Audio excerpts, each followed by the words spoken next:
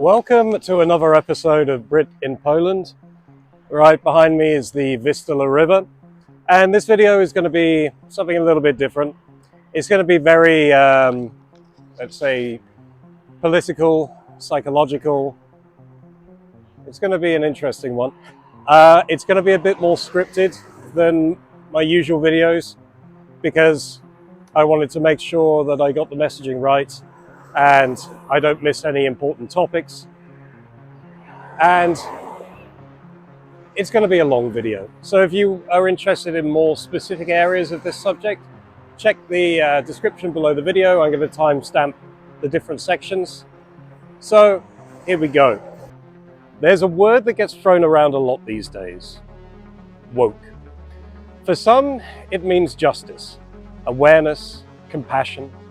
For others, it comes to mean censorship, division, even fear. But what does it really mean? And how did something that began with a fight for fairness evolve into something so polarizing, even harmful? I've spent months exploring this topic, not from the sidelines, but through lived experience. I've seen how it affects families, education, culture, law, and most of all, the people who get caught in its grip, sometimes without even realizing it. This video is not a hit piece, it's not a rant, it's an investigation into an ideology that has shaped much of the modern world, for better and for worse. I want to understand it, challenge it, and give space to those who feel like they've lost their voice. If you're here for an honest conversation, stay with me, because to fix what's broken, we first have to name it. This is the religion of woke. Dzień dobry and welcome to A Brit in Poland. With this channel, I travel across the country, I bring you the culture, and I show you just how amazing Poland is. So I invite you on my journey. If you want to see more, I have Facebook and Instagram profiles, which you will find links to in the description below. And if you want to really help out, you can turn to my Patreon or Patronite accounts, again in the description. Thank you very much. I hope you enjoy this video. Please like, share and subscribe. Do zobaczenia.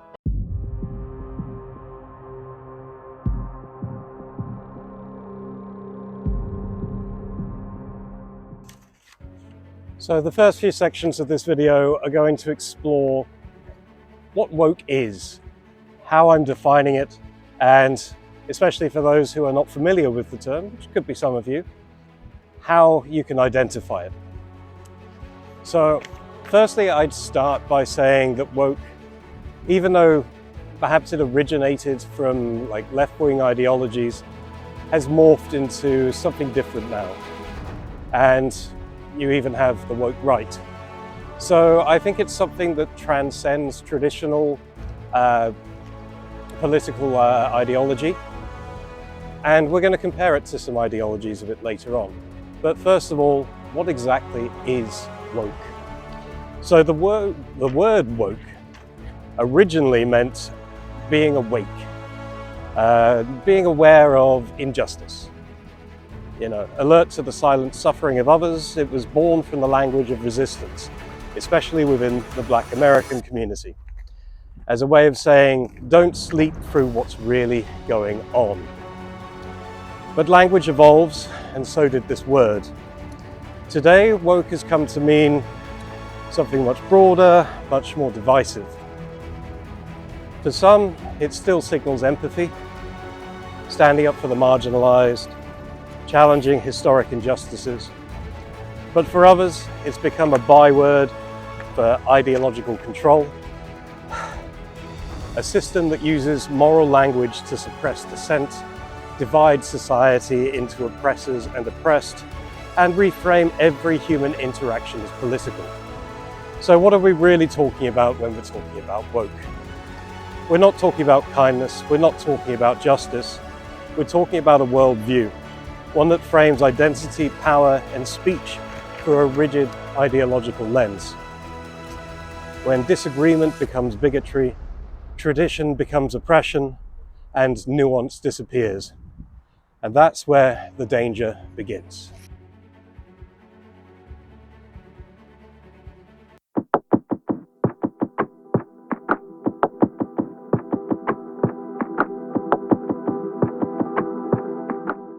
So to understand this better, let's go back to, let's say, the beginning of what we now recognize as the woke movement.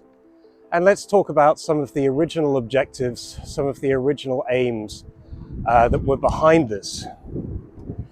So, yeah,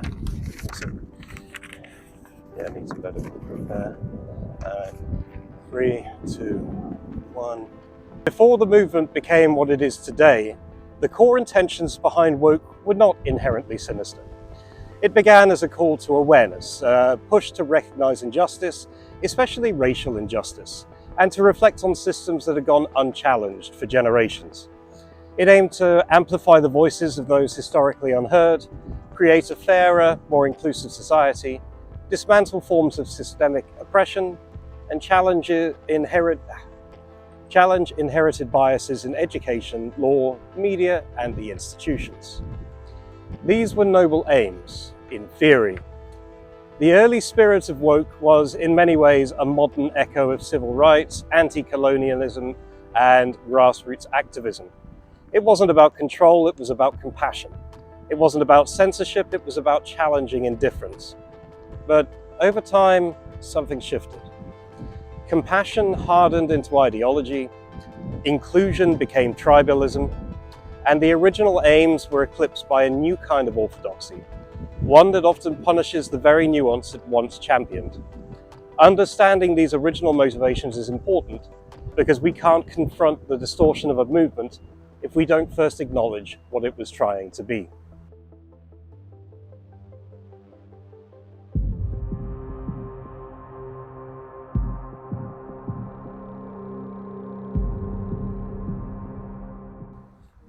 So now that we understand a bit more about where woke came from, let's discuss where it is now and what are the core ideologies and beliefs behind this movement.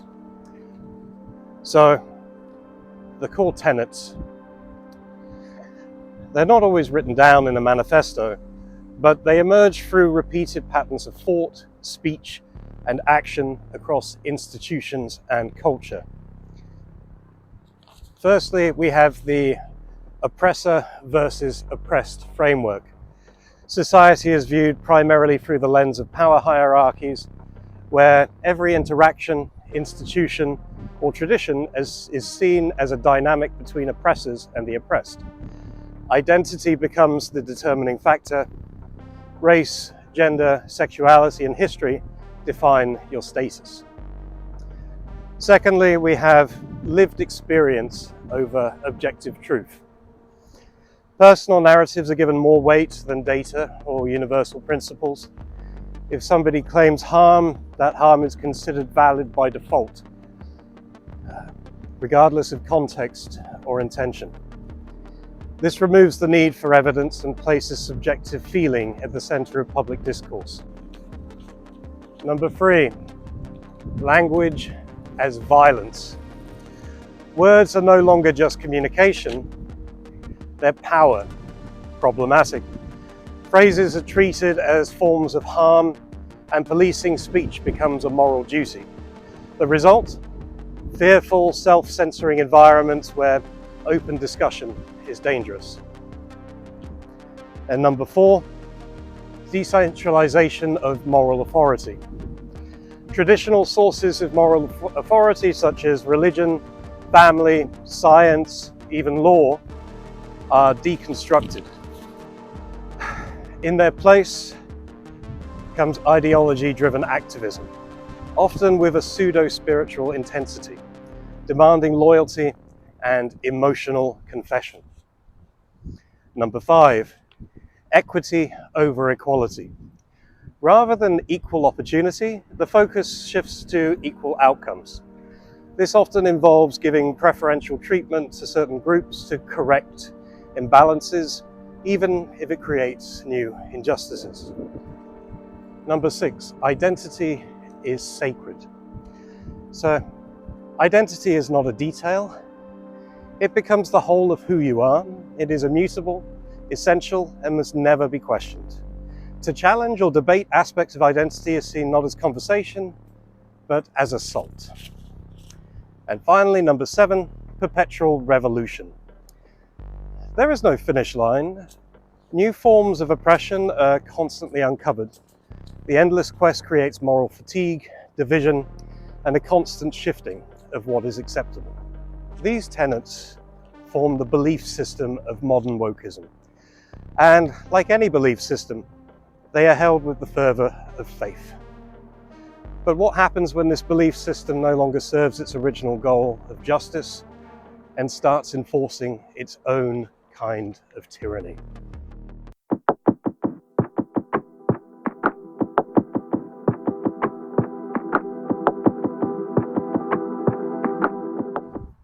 So next we're going to look at how you will see woke manifest itself in society. Maybe you'll recognize some of these traits from your favorite celebrities, close friends, maybe even family members. So what kind of behaviors do we see in the woke ideology? Firstly, we have victimhood culture. People claiming oppression or harm, often over trivial matters. They definitely like to exaggerate the feeling of harm. Next, you have cancel culture. The need to publicly shame or cancel others for past actions or minor offences. And we've seen that a lot in the West. Most recent examples would probably be people like Greg Wallace on the BBC. Some may agree with it, some certainly wouldn't. You will also see oversensitivity, taking offence to things that aren't necessarily offensive, like jokes or harmless comments.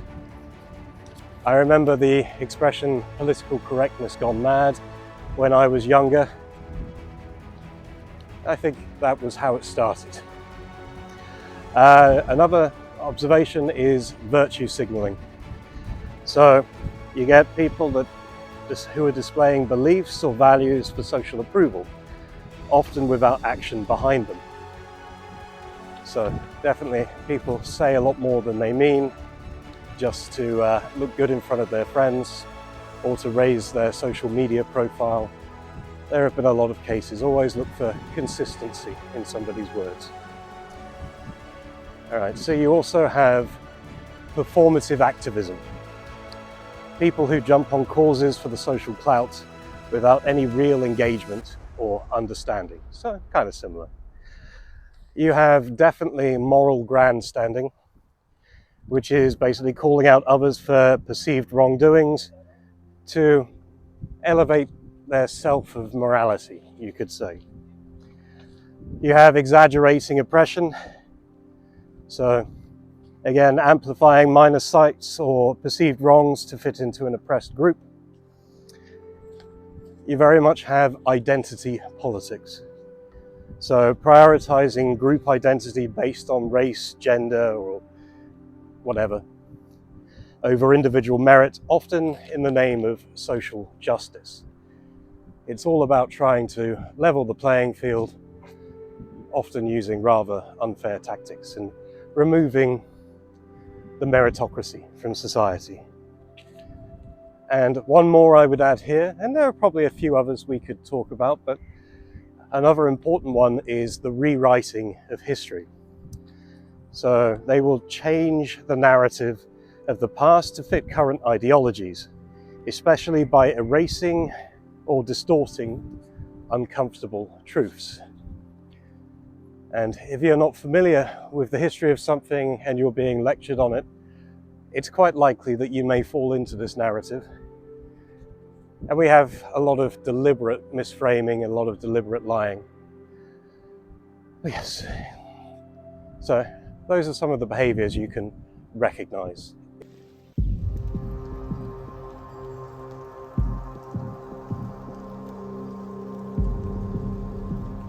We've talked about some of the original intentions behind woke, but let's dive a little bit into the history.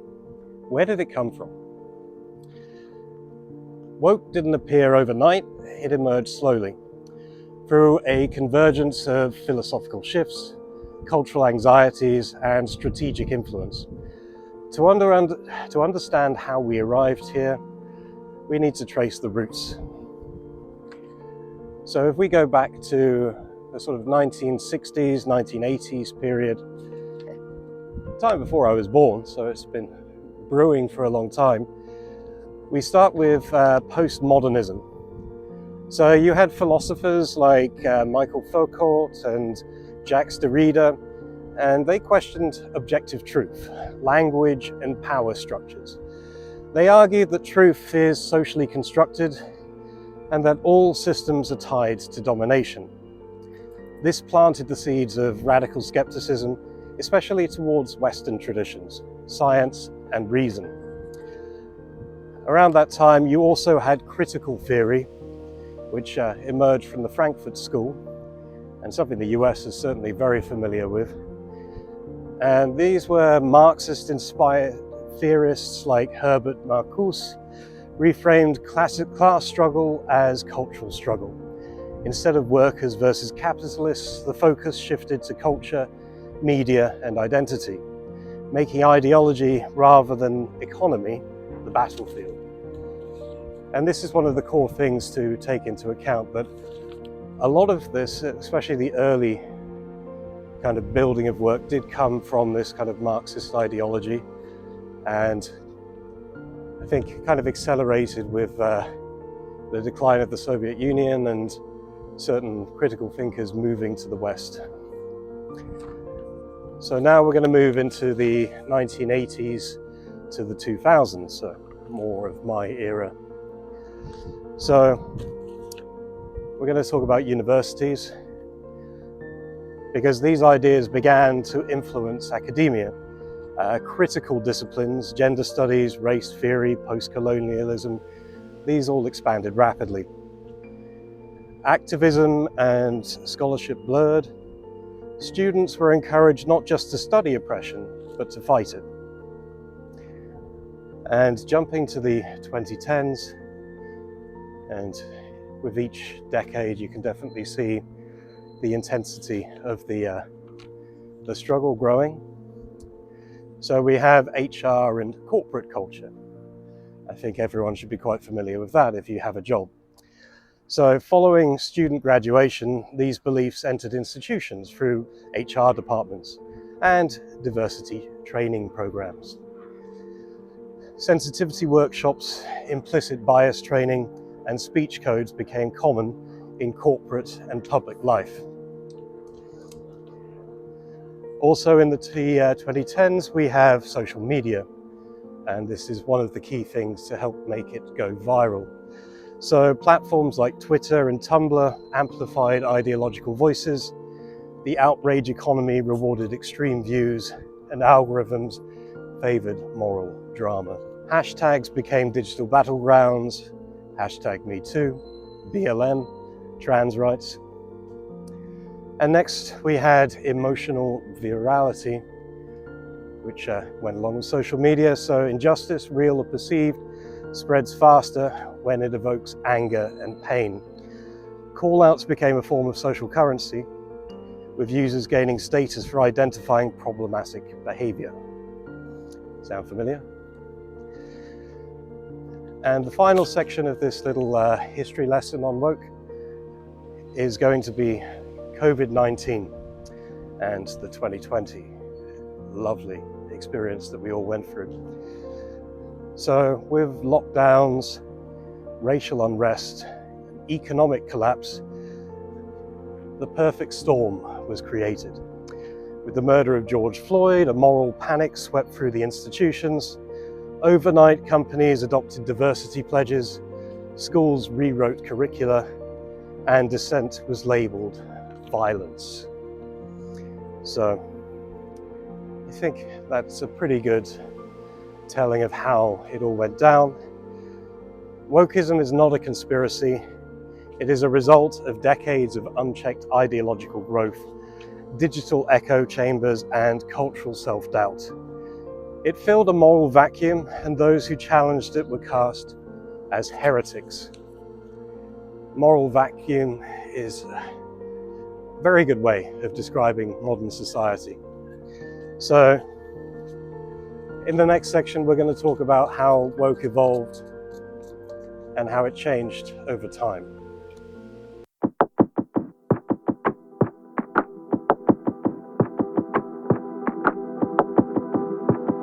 Woke began with noble-sounding goals: empathy, fairness, awareness, but like many ideologies, it evolved. It grew more rigid, more militant, and less forgiving. Let's look at how its tone and focus shifted over time. So we're going to start in the, let's say, 2000s, early 2010s. So the word woke was originally used in African American communities to mean stay alert to injustice, particularly racial injustice. The mainstream began to adopt values of inclusion, diversity, and emotional sensitivity, mostly as a result to genuine social issues. Campaigns focused on visibility, celebrating pride, discussing privilege, and encouraging safe spaces. At this stage, woke was mostly cultural and educational. It wasn't really institutional at this point. So we enter the second phase, focusing more in the mid-2010s when woke became a bit more institutional. Woke ideology moved from awareness into enforcement. Activist language entered government policy, educational curricula, and corporate HR. A binary moral framework took hold. Silence became violence. Disagreement became harm. It wasn't enough to be not racist. You had to be anti-racist. And it wasn't just about fairness, it became about compliance. Phase 3, we're going to talk about intolerance and cancel culture. So this manifested primarily in the late 2010s and around up to 2020. So the cost of dissent rose sharply. You dare not disagree. Public figures were punished for old tweets. Authors and comedians lost work for offensive content. Cancel culture was born, but defenders called it accountability. Language codes grew ever more strict. Gender pronouns, microaggressions, emotional safety. What began as empathy turned into orthodoxy. Social fear replaced genuine conversation. And phase 4, we're going to talk about radicalization and cultural revolution. So from the 2020s to the present day, following the pandemic and the death of George Floyd, woke ideology surged. Streets, statues, and syllabi were remade. Statues were torn down, streets were renamed, symbology used in a lot of things was reinvented. Protests turned into a purge. Even liberal thinkers were labeled problematic at this stage. Intersectionality became the new dogma, layering identities into a hierarchy of victimhood. So woke evolved from movement into moral revolution, and revolutions by nature eat their own.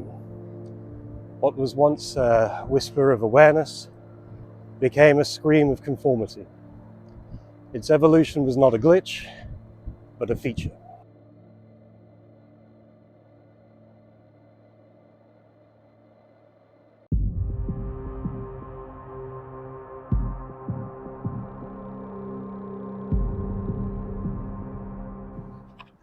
In this next section, we're going to talk about the institutions and how they have been captured by woke ideology. So the power of ideology is not just in culture, but in its institutions. Let's examine how deeply the woke worldview has infiltrated the foundations of society, education, law enforcement, justice, the government, and more. So let's start with education, because this is what helped woke to grow and expand over time. So woke ideas are often introduced at the youngest levels of education. Curriculum increasingly includes gender ideology, racial power dynamics, and activism. Children are taught to see themselves as either oppressed or the oppressor, based not on character but identity. Brighton and Hove schools ask children to explore over 100 gender identities. American school boards buried reports on trans-identifying child who performed 2 sexual assaults in school bathrooms. You had Drag Queen Story Hour, promoting adult themes to toddlers. You had Mermaids UK, which asked girls to bind their chests or explore transitioning without getting proper counselling or assessment. Classrooms became battlegrounds where feelings outweighed facts. Some teachers push personal ideologies, framing them as moral truths. Now, it's fair to say this isn't impacting every single school out there, or else it would be a lot more noticeable. But if you have children, maybe check to see what your teachers are telling them in the classroom. So next, we're going to look at police and law enforcement in general. So law enforcement is put under pressure to adopt inclusive language and bias training. Some forces show performative support for movements like BLM, kneeling or changing their insignias, even amid rising crime rates. Officers fear being labelled racist or transphobic, leading to softer enforcement in sensitive communities. Policing of social media is given higher priority over real crime, and we can certainly say that's happening in the UK right now. UK police investigated non-criminal tweets deemed offensive, e.g. the Harry Miller case, and officers visited homes over pronoun misuse. We are literally policing feelings over crime. You had the College of Policing, who is said to be behind a lot of these guidelines in the UK. And we're seeing the racial identity of non-white criminals hidden from public view. Justice becomes selective, not based on law, but on public perception. So next we're going to discuss how it's infiltrated judges and the legal system. So legal decisions increasingly reflect cultural sensitivity over legal precedent. Cases involving identity politics are judged through the lens of equity, not equality. Speech crimes, misgendering, or ideological harm are sometimes punished more severely than physical crimes. A perfect example of that would be Lucy Connolly after the Southport tweet. So paedophiles are often escaping jail.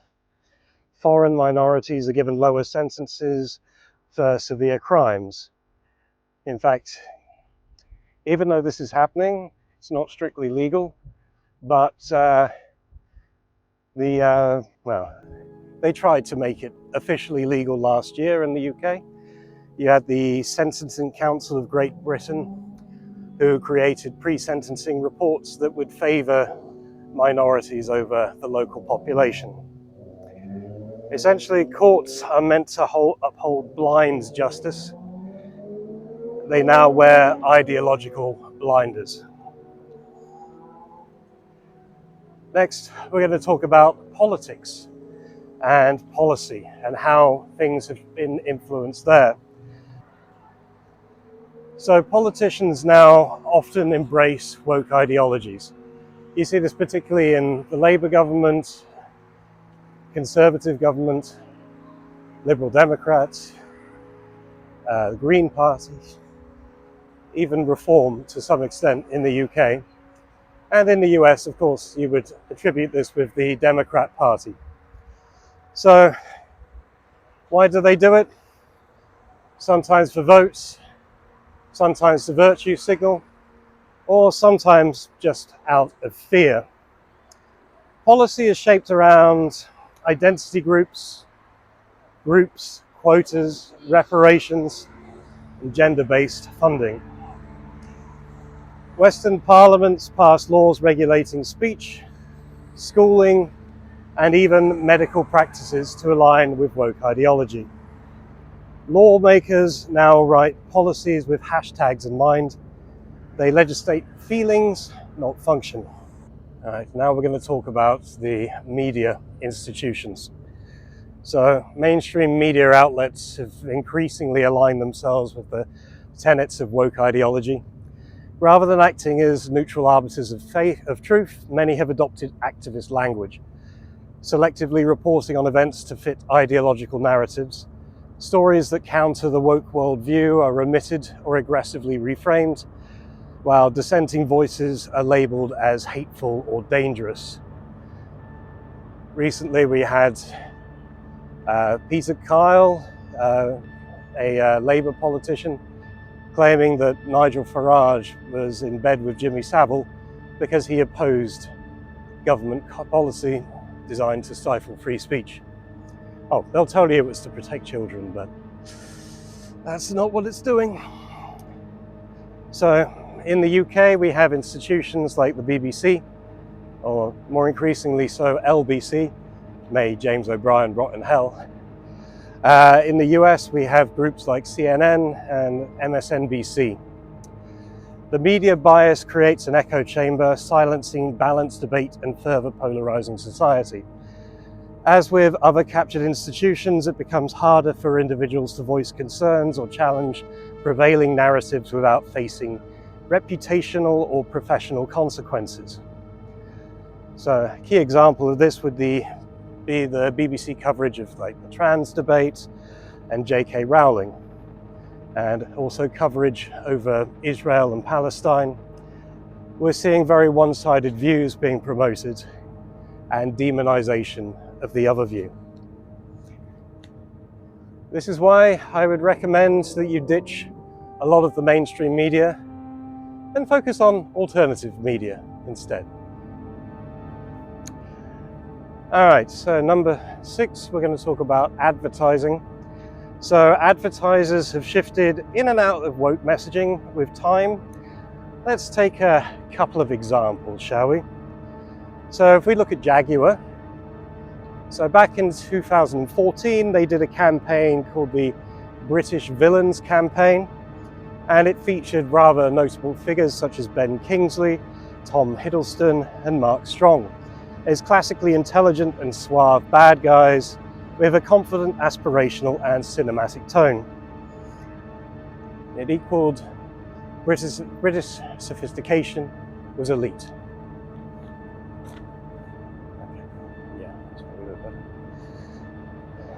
And we go to one of the latest Jaguar adverts showing diverse, gender-confused individuals, which had nothing to do about the car and all about virtue signaling. Jaguar sales plummeted something like 97%. I wonder why.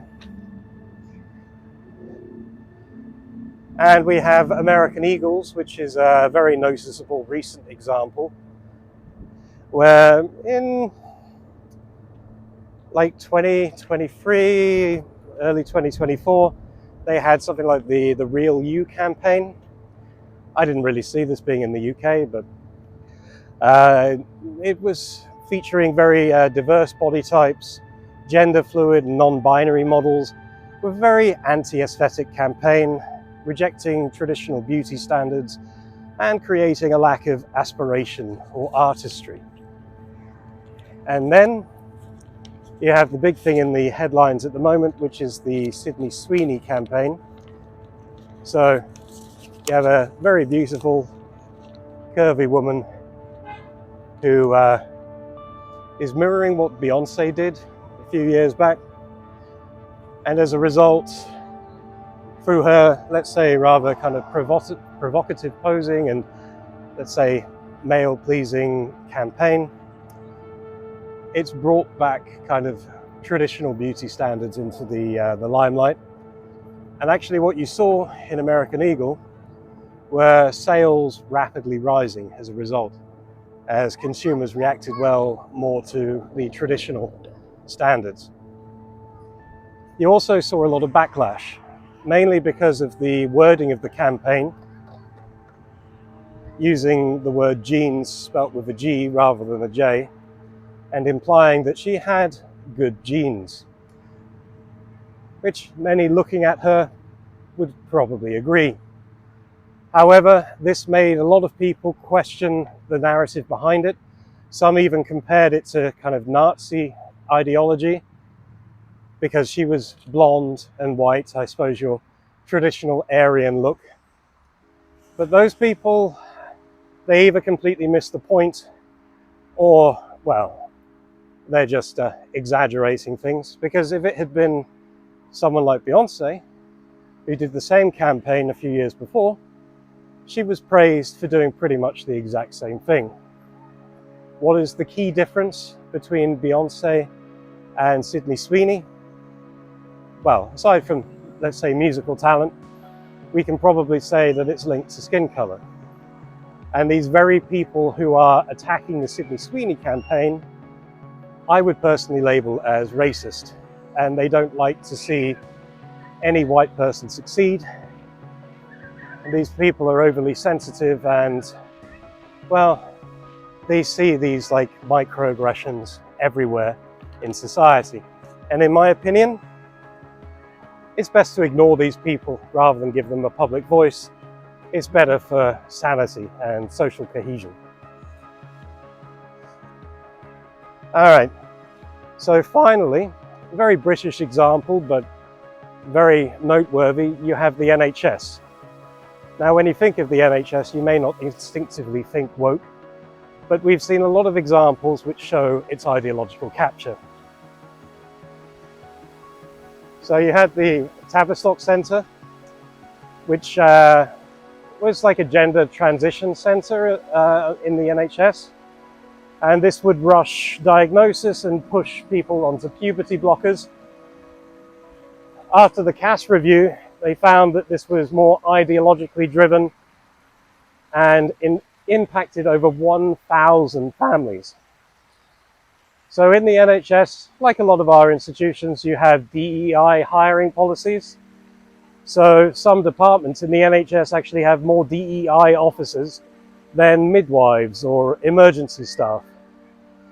Job postings requiring anti-racism credentials or lived experience of oppression. There was mandatory unconscious bias training, stating whiteness is a disease, and introducing safe space protocols discouraging debate amongst staff. Women were placed on mixed-sex wards due to gender identity inclusion. Migrants were given priority treatment.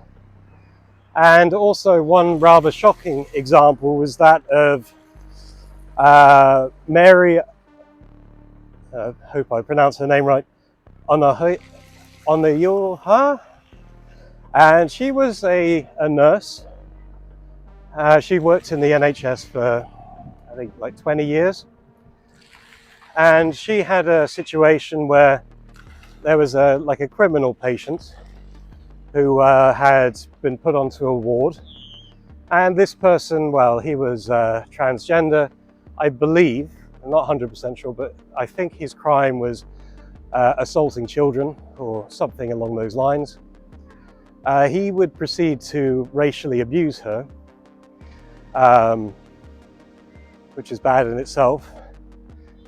The only mistake she made, she didn't give it the correct pronouns. This actually led to a suspension and then a dismissal. I think in time the courts ruled in her favor, but essentially she was trying to uphold her Christian values and she was punished as a result. So if stuff like that is allowed to happen, I personally think heads should roll for the people behind those decisions It makes me quite angry, and I'm trying not to get too emotional in this video. So, institutions that were once designed to serve everyone impartially are now reshaped to serve ideologies selectively. And when neutrality is lost, trust begins to crumble.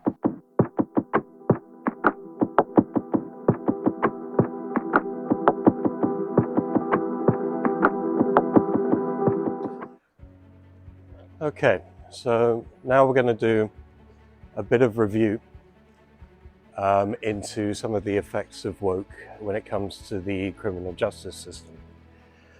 So, woke ideology doesn't just reshape how we talk about identity and language, it's rewriting the very idea of justice. In this worldview, criminals aren't evil, they're products of oppression. A gang attacks a pensioner, well, they grew up with nothing. A serial offender stabs someone, well, it's a cry for help. The result is a justice system where criminals are pitied and victims are forgotten. Early release schemes are one symptom. Under Labour, thousands of prisoners were let out, basically to ease overcrowding. While violent offenders walk free in the name of compassion, peaceful protesters, street preachers, and citizens who say the wrong thing on social media are being arrested. We're seeing a very bizarre disparaging in sentencing, with people convicted of violent sexual crime at times actually receiving lesser sentences than those who have said a few words which have upset some sensibilities. But how does this link to woke? What's the connection there? Well, there are a few core tenets of the ideology which feed into this. Firstly, the oppressor-oppressed binary. So criminals are assumed to be from the oppressed class and therefore morally blameless. There is determination over agency. Crime is an inevitable response to hardship. And victim-centric identity politics, the deeper your oppression story, the less responsible you become. So we have a few examples. In 2018 to 2023, there were a surge of arrests for hate incidents, including a man arrested for posting lyrics to a rap song on Instagram, a woman fined for misgendering someone online, Christian street preachers arrested for quoting the Bible. Meanwhile, violent offenders, including repeat knife criminals, have received suspended sentences or avoided jail altogether. The contrast, say the wrong words, jail, attack someone in the street, you might get restorative justice. Welcome to the new morality. If you believe that bad behavior is never really a person's fault, then justice becomes cruelty. The consequences become oppression. The woke worldview turns prisons into symbols of injustice, not because the innocent are inside, but because anyone is.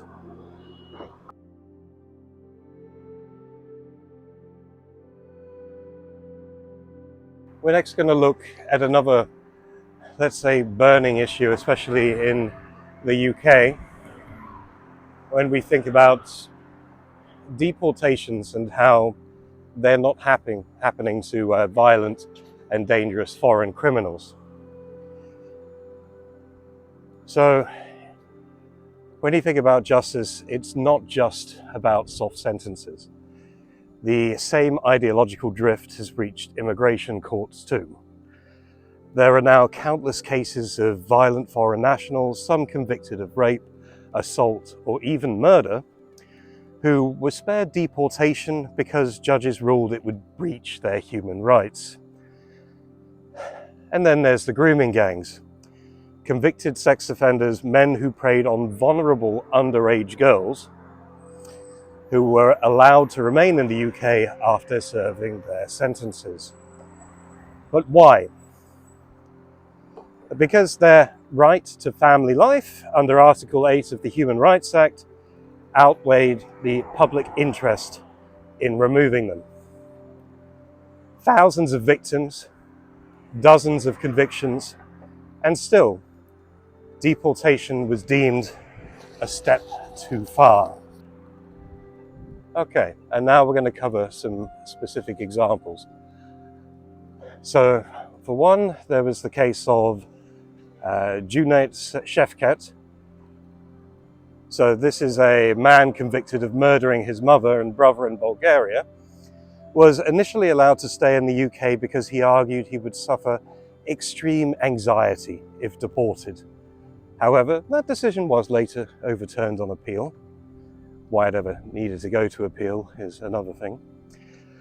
You had Prince Umu, and he was convicted of knife assault, deported but later granted permission to return on the grounds of rehabilitation. He was considered to have matured despite committing violent street crime.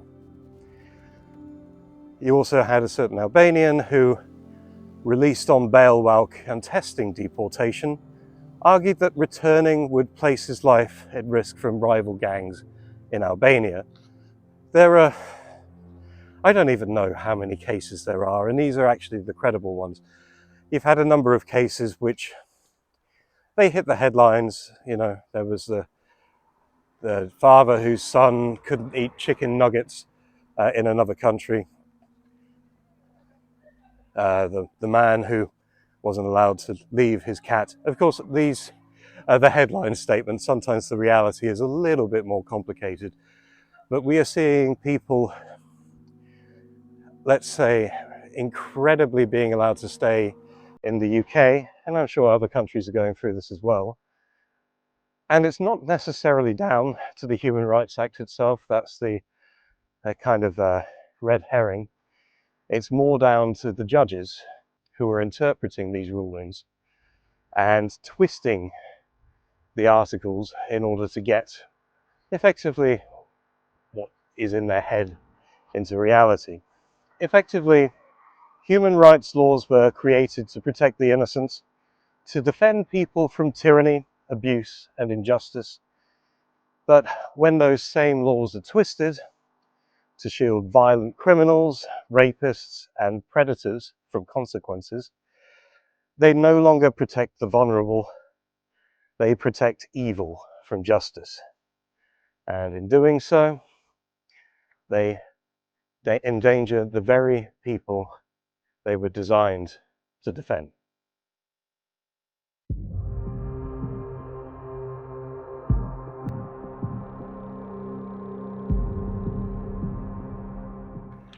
So this next section might perhaps be the most upsetting for people of a woke nature, but it is very, very important. And this is the comparison of the woke ideology with other ideologies we have seen throughout history or even in the modern day. So wokeism, it didn't emerge in a vacuum. To understand it fully, we must compare it with other belief systems, religious, political, and philosophical. Let's see what it mirrors and what it distorts. So we're going to start with Christianity.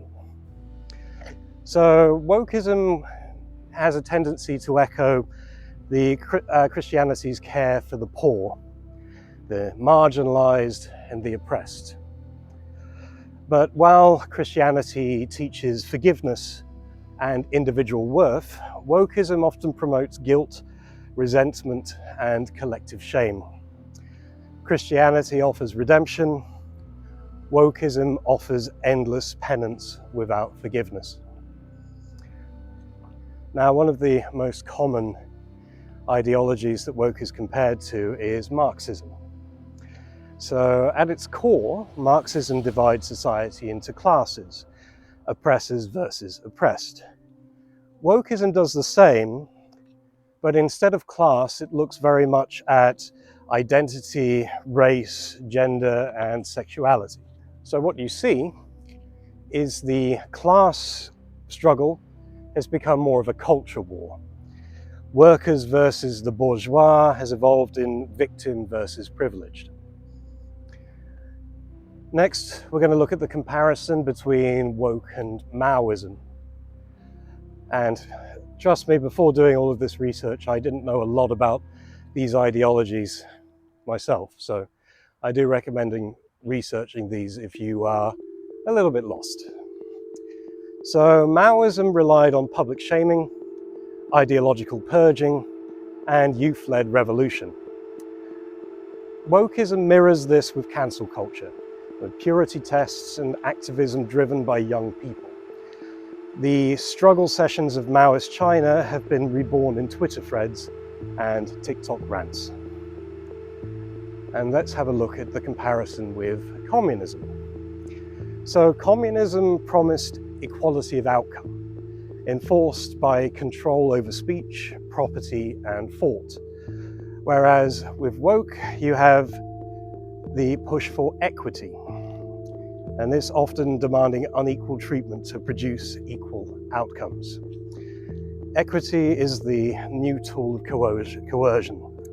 Not fairness, but forceful balance. Okay, we're going to do another ideology comparison, and that is wokeism versus liberalism. So initially, you could say that they had shared DNA.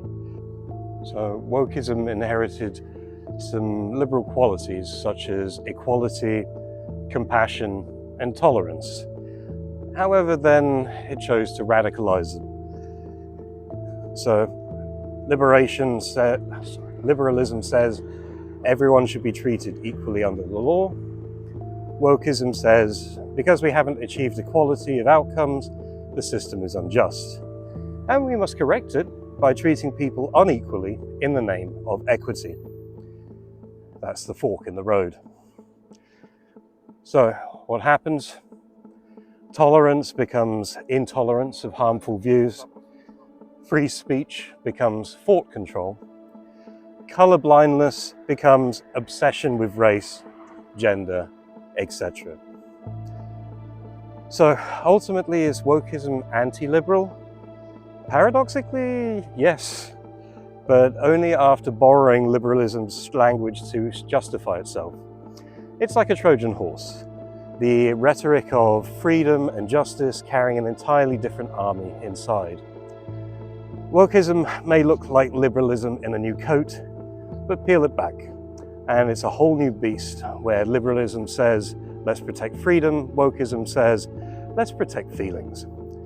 And the difference changes everything. So let's look at a comparison between woke and feminism.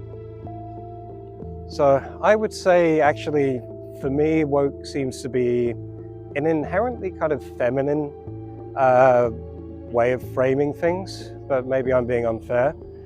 But let's look at the facts, shall we? So early feminism sought equal opportunity and protection. Wokeism claims to champion women, but often prioritizes identity groups, even at women's expense, i.e. biological men in women's changing areas. It has helped to normalize hostility towards traditional femininity and masculinity. And woke activism provides feelings, harms, and safety over objectivity, intent, and resilience. Concepts like lived experience, emotional truth, and microaggressions reflect a highly empathetic, interpersonal, and subjective framework. So these things align with traditionally feminine ways of processing, focused on relationship dynamics, protection, and emotional resonance. Woke culture values collective safety, inclusivity, and harm reduction, often over merit, hierarchy, or individual strength. Woke institutions often act with protective, even smothering energy, banning speech, policing behaviour, and redefining norms in the name of safety. This reflects what some have called the tyranny of the devouring mother, a Jungian archetype describing overprotection as a form of control. It's not empowering women, but erasing the definition of womanhood itself.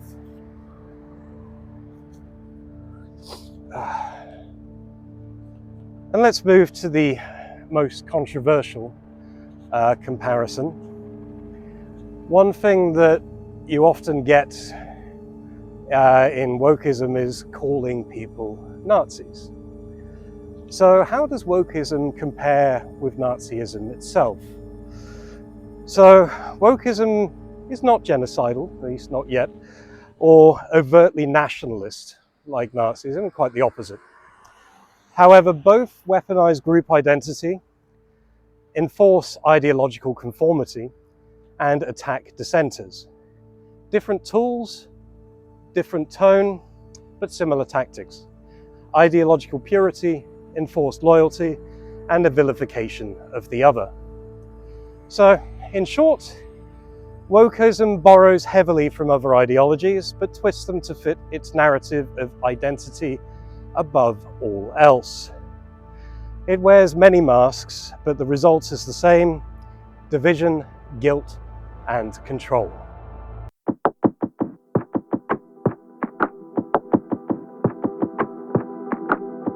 Next, we're going to look at a rather odd phenomenon that has happened within the, let's say, the woke community. A very unusual pairing between woke ideologies and the Islamic faith. It's somewhat unusual because, well, if you know the Islamic doctrines and you know what's written in the Quran, then a lot of the principles of woke are actually quite opposite to what your traditional Muslim believes. So how did this very unlikely pairing happen? And which way will it go? So, woke ideology positions itself as a protector of marginalized groups. Yet, what happens when values between those groups directly contradict? One of the clearest examples is the unusual alliance between woke movements and Islamic cultural practices. Wokeism frames Muslims as a marginalized group in Western societies. The oppressor versus oppressed lens leads to authentic moral alignment, regardless of doctrinal content. The clash of values is ignored. Clashing values are often so many letters in these acronyms: LGBTQ+, gender equality, and freedom of speech. And now, any criticism of Islam is classified as Islamophobia. And actually, the Labour government are looking to put that into law, which is going to be very interesting. Let's just say, I have a lot more free speech in Poland than I will ever have in the UK. How do we see this happening? So what you do see is LGBT plus activists marching with pro-Palestine groups, despite the criminalization of homosexuality in Islam. I mean, the common trope is, if you are homosexual in Islam, there are a couple of key things that could happen. One is you could be thrown off the roof of the building, or secondly, you would be forced to transition into the opposite gender. I wonder where we've seen that before. So you also had the grooming gang scandal. And of course, everyone in the UK knows about this. If you don't know about this, God help you. So we know that this was, at least in part, covered up for the fear of police officers being labelled as racist. I don't think that's the full story. I think what we're starting to see now, especially as we're realising that actually certain police officers and I would say likely council members, possibly even politicians, were directly involved in the incidents themselves, or they were directly covering up for people who were. It's one of the biggest travesties the Labour government is largely responsible for, because it's happened in their councils predominantly. Though the Conservatives certainly do not get a free ride on this one, they decided not to investigate these when they very well could have done, leading to hundreds of thousands of young girls and some young boys, mainly Christian but some Hindus and Sikhs, being abused predominantly by members of the Muslim Pakistani community, who had no moral questions about this, and in fact justifying it by considering these people as beneath them. It's one of the most horrific things I've seen in my lifetime, and it's very sad, especially when I consider places like my hometown of Oxford were also part of this scandal, but I think very few places in the UK escaped it, despite Sadiq Khan trying to pretend that nothing happens in London. Anyway, you have reformist voices like Majid Nawaz or Ayaan Hirsi Ali, who were critical of Islamic extremism, and they were often excluded or attacked.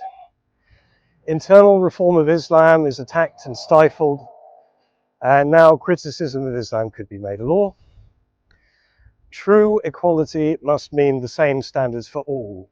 When ideology starts picking favourites, even among the oppressed, it ceases to be about justice and becomes about control.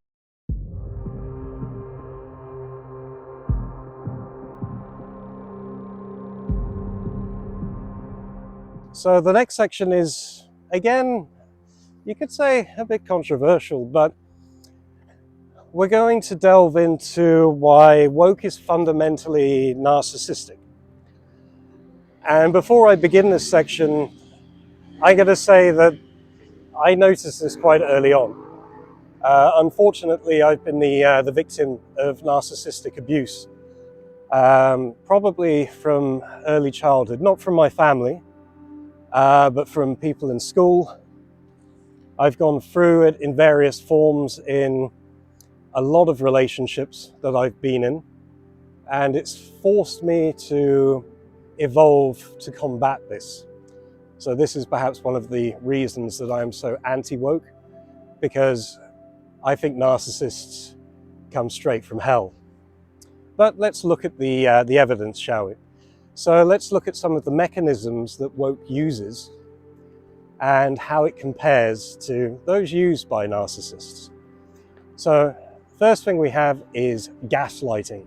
And what that means is redefining common terms. So woman, racism, truth, to destabilize perception. Denying reality or branding it as hateful, it challenges the narrative. If you feel confused, that's by design. Narcissists thrive in confusion. Next, you have projection. So accusing others of what the movement itself is doing. So, for example, claiming others are intolerant or violent while silencing or deplatforming dissenters. And I'm sure many of you have seen many of these, what we would term hypocritical stances. It's what makes it all the more aggravating. Next, we have control through guilt. So you must accept guilt for being born a certain way, your race, your gender, or your heritage. Redemption isn't possible, only obedience is. And you're not responsible for your ancestors' sins, but you're punished for them anyway. Next, you have idealization and devaluation. something I've experienced a few times now. So minorities and activists are idealized until they question the narrative. Once they question the narrative, they're discarded. Allies are praised one day, destroyed the next for a perceived misstep. And you may see this a lot in some of the feminist movements that have been discarded, and some of the homosexual elements have been discarded because they would speak out against, say, their approach to transgenderism, for example. So there are no heroes in the narcissist world, only useful pawns. So next you have victimhood as a currency. Social capital comes from pain, not purpose. The more oppressed your identity, the more authority you're given. Power is no longer earned, it's claimed through suffering.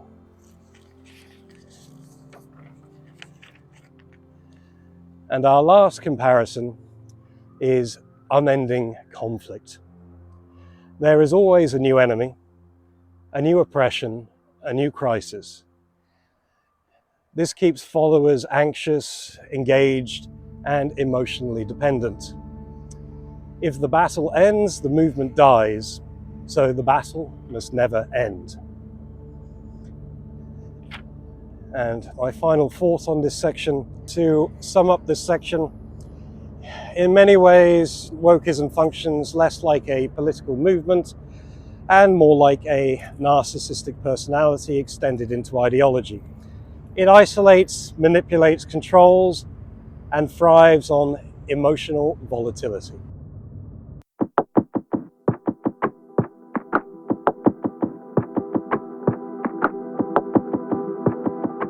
We've done a lot to look at woke in detail, to try and look at the motivations, to try and look at the history, to look at the methods, the evolution, everything.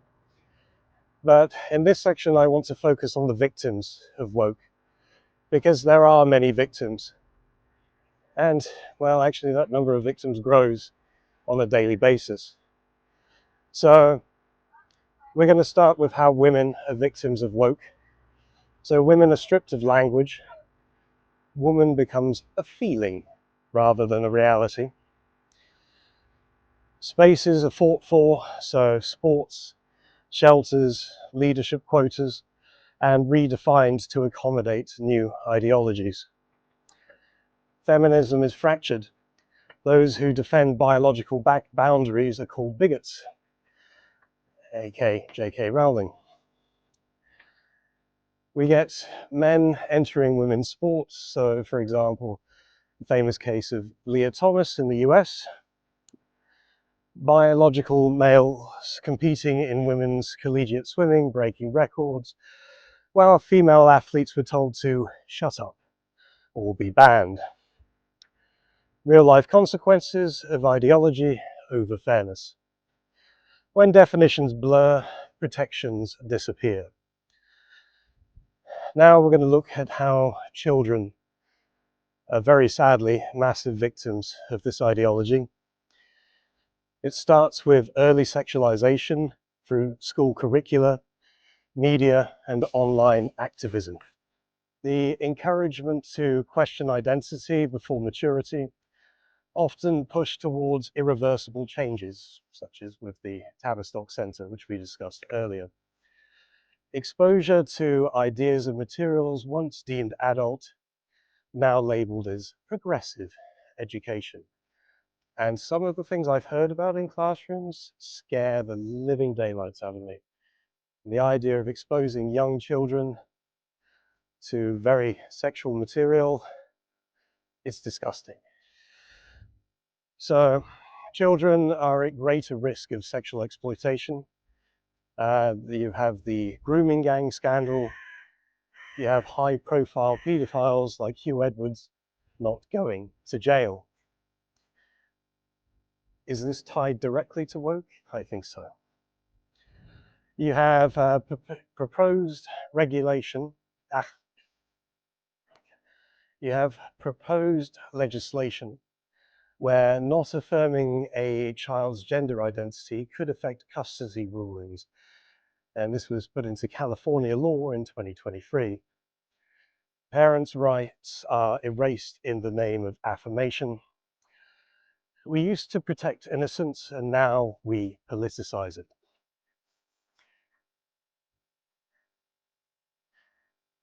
So also, we can say another group that is put at risk because of woke ideology are actually homosexuals.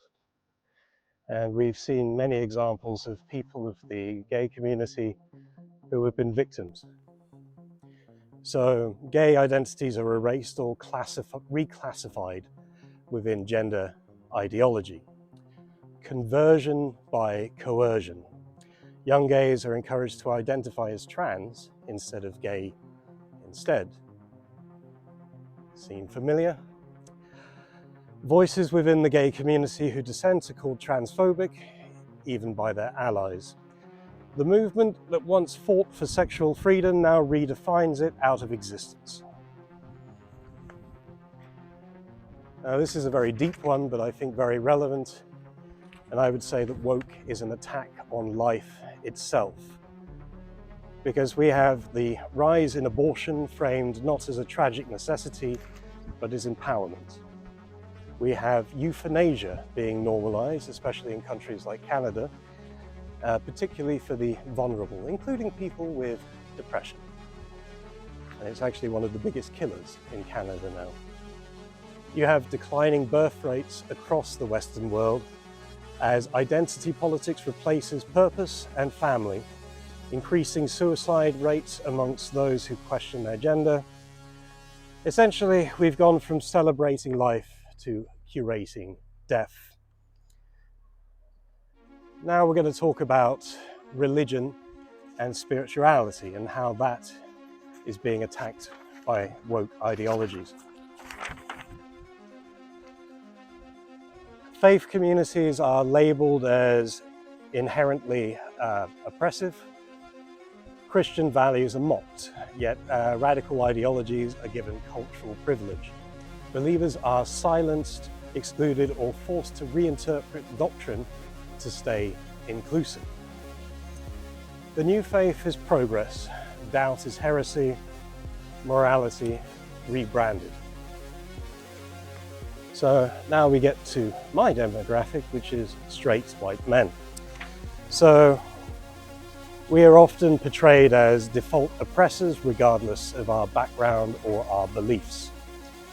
We are portrayed as the patriarchy, as being inherently problematic, or incels. A particular documentary, completely made up drama called Adolescence is a nice exercise in this attack on young white males.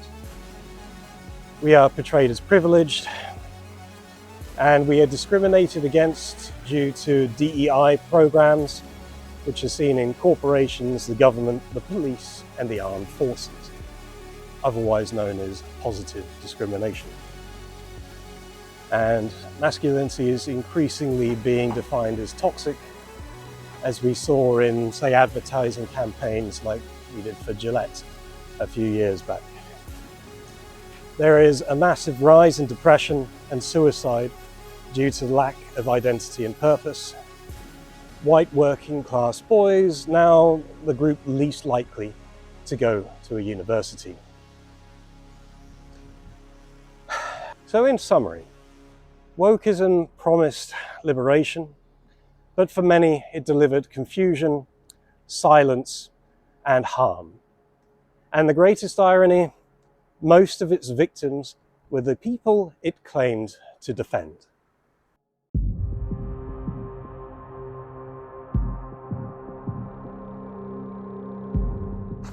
So next we're going to look at effectively how woke is going to fundamentally damage society and cause more division than it is seeking to quell. So ideas shape culture, but when those ideas are rooted in division, even good intentions can become destructive. So firstly, what we're seeing, and I think this is throughout the world at the moment after so much progress was made, is the rise in racism.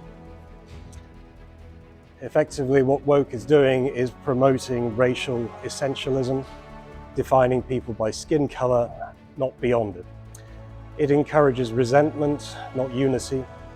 Whiteness becomes a problem to dismantle. Meritocracy is rejected as inherently biased.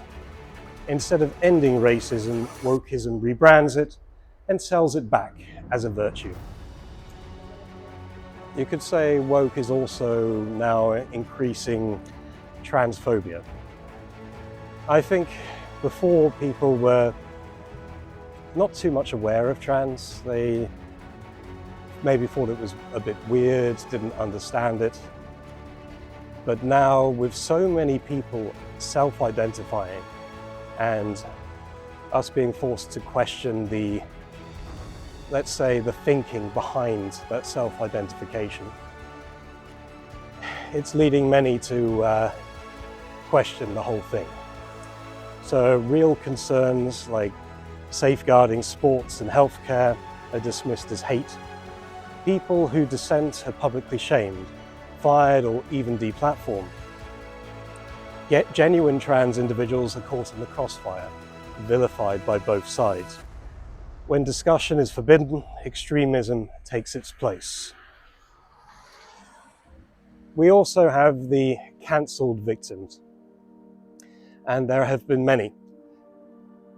Some of them, like Dan Wootton, for example, have risen above his cancellation with his Outspoken program, and there are a lot of documentaries on people that have been cancelled because of something they've said which went against the woke ideology. So writers, teachers, comedians, even scientists have been punished for past views or wrongthink.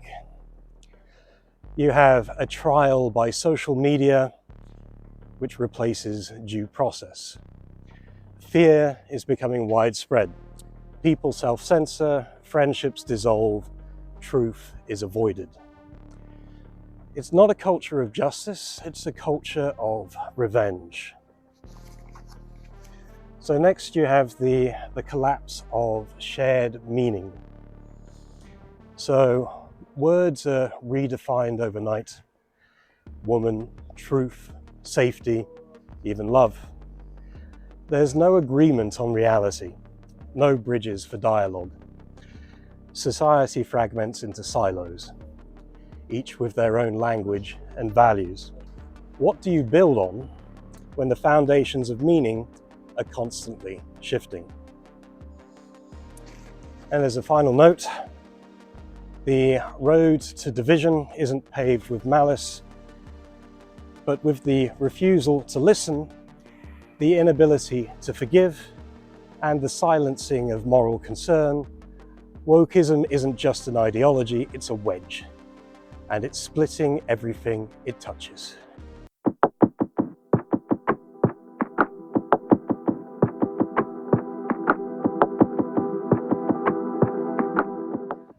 All right, we have the final few sections to get through. And we're going to start with the topic of the backlash against wokeism. Because the fact that I feel free to make this video is kind of a testament in itself about the fact that we can question it now. Well, at least those of us who live in free countries can certainly speak out. So no ideology rises uncontested. Beneath the surface, resistance has been growing, and now it's reaching the mainstream. If we look to the media, we're getting a rise of independent voices.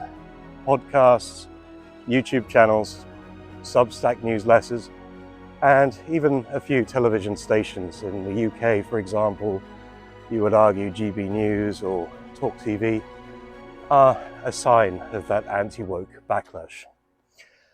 We're getting high-profile figures speaking out. So, for example, Jordan Peterson, J.K. Rowling, Ricky Gervais. They are openly challenging the woke orthodoxy. And satire is back. Comedians using humour to push back against cancel culture and absurdity. For example, Leo Kearse, shows like South Park. We're gradually seeing a rise in the fight.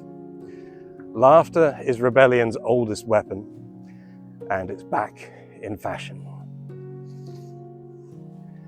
Next, we're seeing the general public starting to stand up for themselves again in the form of protests and other public pushback. So parents are challenging school curriculums across the US and the UK. We're getting protests against gender ideology appearing in children's faces, from libraries to sports fields. Grassroots movements calling for free speech, legal reform, and government transparency. And in the UK, most lately, we are seeing protests against the migrant hotels and rallies such as Save the Kingdom, which are organised by Tommy Roberts. From silent frustration to loud defiance, the people are finding their voice again. Next, we are starting to see, we're getting more vocal about our distrust in the institutions. So we have a rapidly declining trust of mainstream media, academia, and government bodies. And actually, you would argue the whole criminal justice system itself is being put under question with the decisions they are making. You're seeing surging political support for anti-woke parties and policies in some countries, for example, Italy, Poland, Argentina. Whistleblowers and insiders are breaking silence on internal censorship and coercion. When trust breaks, people don't just walk away, they look for something real to believe in. And so what are we getting to? A bit of a cultural reawakening. So we are getting growing appetites for long-form thought, nuance and honest disagreement. A renewed focus on personal accountability, shared values and healthy debate. Even some former activists are beginning to walk away, disillusioned by the extremism. And what if the backlash isn't a war, but it's a recalculation?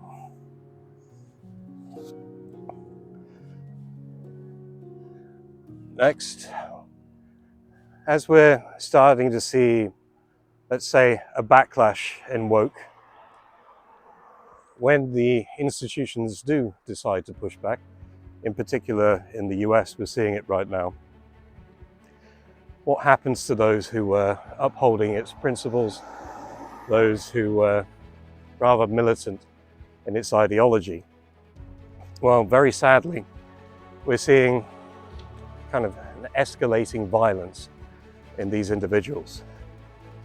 So, movements born in ideology don't always stay in the realm of ideas.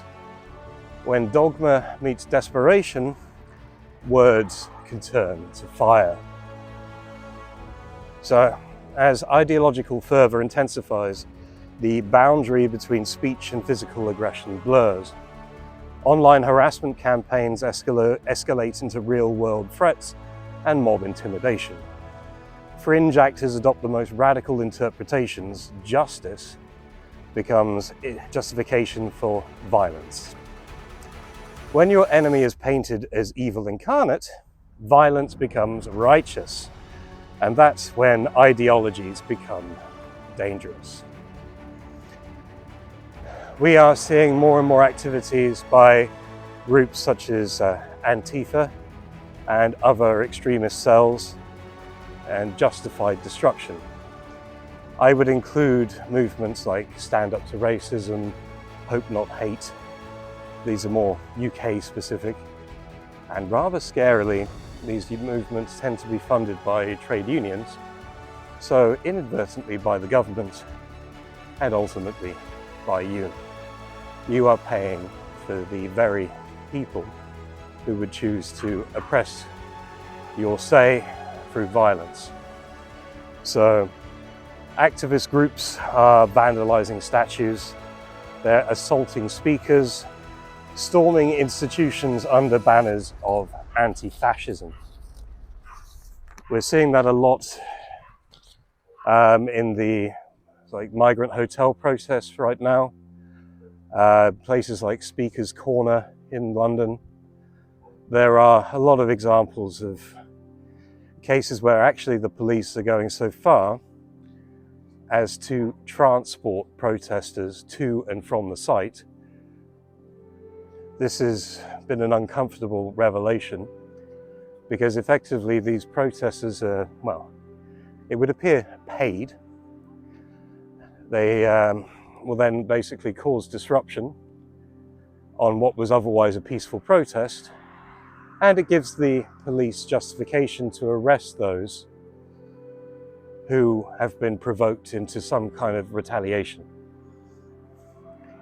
So targets are shifting from policy to people. Police officers, teachers, and ordinary citizens are caught in the crossfire. Extremism is cloaked in virtue. Fighting hate becomes a shield for lawlessness. And groups sent in to target peaceful protests end up causing disruption and provoking unrest, allowing police clampdown. And we're seeing a few escalating incidents as well. So riots, which are framed as protests, looting as reparations, silence as violence. And for this, I particularly think of, say, the LA riots we saw earlier this year. We are seeing bombings, arson attacks, physical assaults. So we are seeing like pregnancy centers attacked, opposing political rallies, or of course the rather deranged movement to paint swastikas on Teslas. Makes you wonder why a movement opposed to fascism would use symbology that hasn't been in favor since the 1940s. We are getting a growing normalization of threats towards dissenters, sometimes even violence in the name of inclusion. And what we result in is a fractured moral compass. This movement is no longer about helping the vulnerable, it's about punishing the wrong. The line between defender and aggressor is reversed. The ideology eats its own, activists turning on former allies for not being radical enough. Revolutions often begin with lofty ideals, but without limits, they devour the very people they once claimed to protect.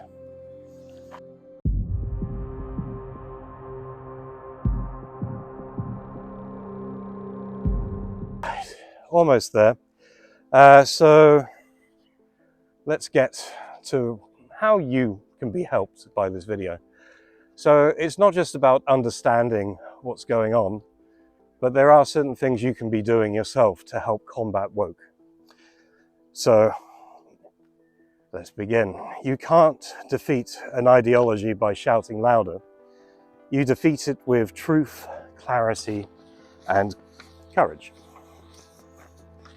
Define your own values clearly.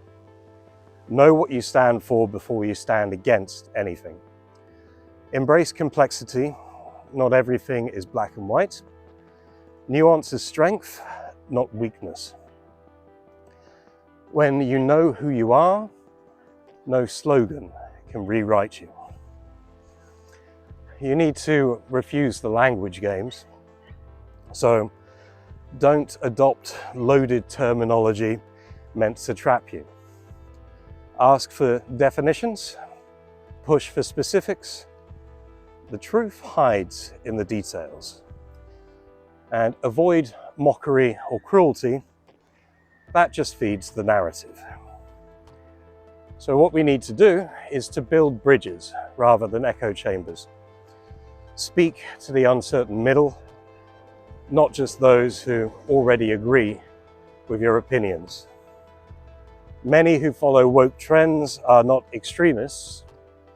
They're confused or coerced by peer pressure. Some are, of course, completely lost. Conversations, not cancellations, create real change. So be calm, firm, and kind. Don't become the monster you're fighting. Don't attack individuals, challenge ideas. Protect free speech even when you don't agree with it. Courage is courageous. The more of us who speak with clarity and compassion, the faster this fever breaks. And ultimately, you need to remember that you are not alone. More people are waking up every day, and the tide is shifting. You don't need to tear others down to build something better. You just need to begin. So, I'd say we're just about at the end now. But I just have a few closing lines to finish up the video, maybe present a few conclusions. And I would just ask you at the end of the video, if you disagree with what I'm saying, that's absolutely fine. We don't all have to agree on everything. Feel free to let me know what you think I may have got wrong in the comments. However, if you do agree, please help me in spreading the message of this video. Maybe it can help some of those undecided people to understand what is really going on in society. But yes, my closing speech. When you tear down every pillar of meaning, so nation, gender, faith, family, and truth, you don't just clear the ground, but you leave a void. And into that void doesn't come freedom, but it comes fear. Wokeism offers no blueprint, no structure, and no shelter. Only a wrecking ball dressed in the language of compassion. And when the dust settles, what's left? Not justice, not peace, only silence and power. The power to decide who may speak and who must be never heard again. That's not progress, that's erasure. And it's time we speak again. This isn't just about ideology. It's about the kind of world we leave behind. And right now, that world is still ours to shape. And this is particularly poignant for me. I'm sure, like many of you, you have loved ones who you care about. Maybe you have children. In my case, I have 2 very young nieces. I have friends who have children. And I consider the world that we are leaving for them to inherit. I'm thinking about the direction that society is taking. And what I see more and more, particularly in the UK, I think the US is making a turning point. Europe, I'm not so sure. I don't see much hope right now. But effectively, I see an ideology which is stifling free speech, which is taking control of every little aspect of people's lives. And I see a breakdown in the institution of freedom. So standing up to wokeism isn't just about fighting an ideology, it's about fighting for the future of you and the future of the children that are coming into this world. So, thank you very much for watching. I've been a Brit in Poland, and this has been perhaps my most controversial video to date. So, thank you very much for watching. If you liked the video, please do share and like it to help the algorithm. And if you would like to see more content from me about Poland, about my views on politics, whatever you like within those topics, then feel free to subscribe. But ultimately, thank you. If I didn't think that people were interested in this subject, I wouldn't have decided to tackle it. I did have a little bit of help with this one, and I need to thank a slightly anonymous friend for helping me to put the language together and the structure. But ultimately, dziękuję and do widzenia.